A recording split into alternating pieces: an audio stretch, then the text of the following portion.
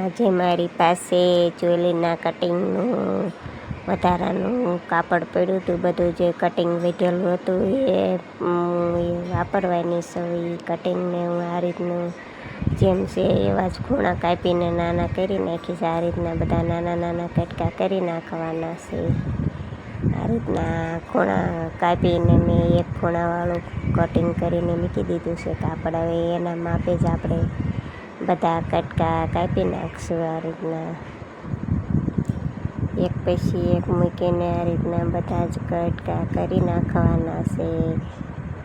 આ રીતના ક્રોસવાળા ખૂણાવાળા કટિંગ કર્યું છું. આનું એક તકિયું ગોળ તકિયું બનાવવાની છું, જે ડબલ કલરનું બનાવવાનું છે. એટલે આ ડબલ કલરનું કાપડ મેં લઈ લીધું છે. જે કટિંગ વધ્યું હતું મારી પાસે એ બધું કટિંગ મેં આડોળું ભેગું કરીને લીધું છે. હવે આ બધા એનું કટિંગ કરી નાખશું આપણે. આ રીતના જો 2 કલરના ટુકડા લઈ લીધા છે મેં. તમારી પાસે કલરના હોય તો પણ લઈને આવું સરસ મજાનું તકિયું કરી શકશો.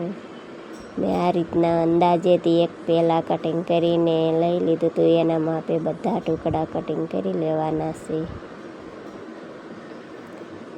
આ રીતના બધા ખૂણાવાળા કટકા કરી નાખશું આપણે. આનું તકિયું સરસ મજાનું થશે. આ બધા ટુકડા કાપીને મેં મૂકી દીધા છે સરસ મજાના. જે લગભગ મેં 2 કલરના 8 કરીને રાખ્યા છે. આ જો આ રીતના મેં ગોઠવી દીધા છે. આ રીતના આપણે સીવવાનું છે.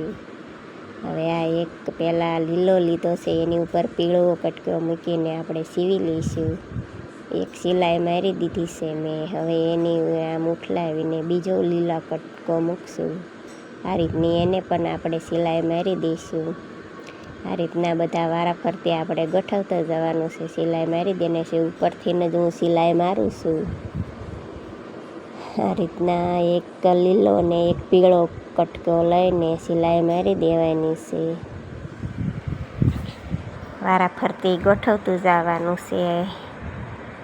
તમારે કલરના લઈને પણ બનાવી શકો છો. આ સરસ મજાનું 2 કલરનું તકિયું બનાવું છું.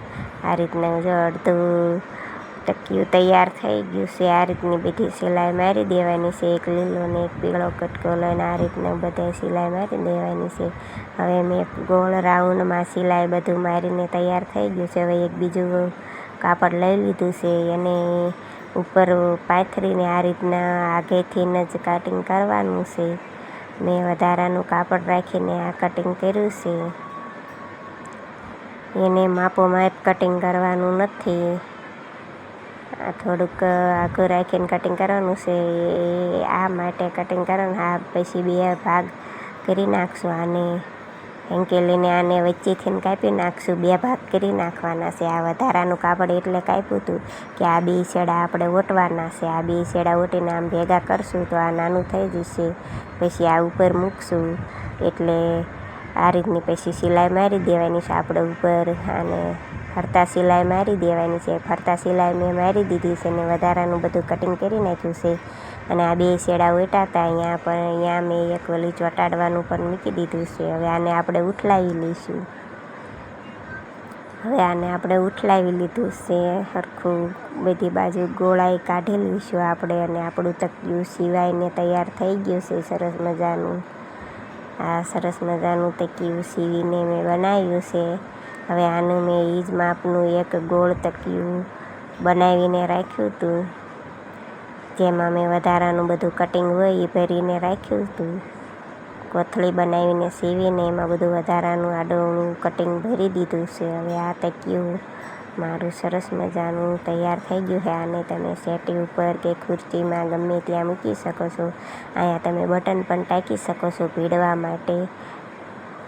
જો સરસ મજાનું તકિયું બનીને તૈયાર થઈ ગયું છે. આવું ગોળ તકિયા તમારે પણ બનાવવા હોય તો અમારો વિડીયો જોઈને શીખી લેજો. સરસ મજાનું તકિયું ઘરે જ બનાવ્યું છે મેં. તકિયું અમારું બનીને તૈયાર થઈ ગયું છે. આવા સરસ મજાના તકિયા તમે પણ બનાવી શકો છો.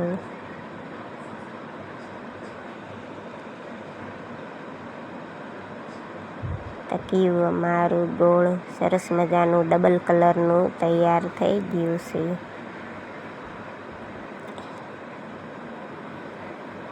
આ તકિયાને તમારે બનાવવું હોય તો અમારો વિડીયો પૂરો જોજો, તમને આસાનથી શીખવા મળશે.